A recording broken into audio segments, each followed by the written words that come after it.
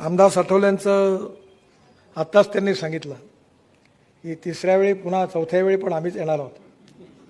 आमची गॅरंटी नाही आहे, पण त्यांची गॅरंटी पक्की आहे.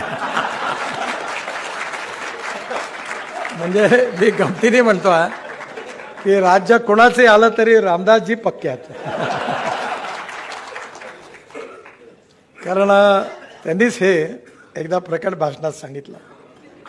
आणि त्यांना हे जसं ते मौसमी शास्त्रज्ञ आहेत, तेव्हा लालू प्रसाद यादवनी एकदा असं म्हटलं होतं रामविलास पासवानला कि ये बहुत बड़ा राजनीतिक मौसम शास्त्रज्ञ है और क्या होने वाला इनको पता होता है, उसके अनुसार उनकी नीति अपनाते हैं.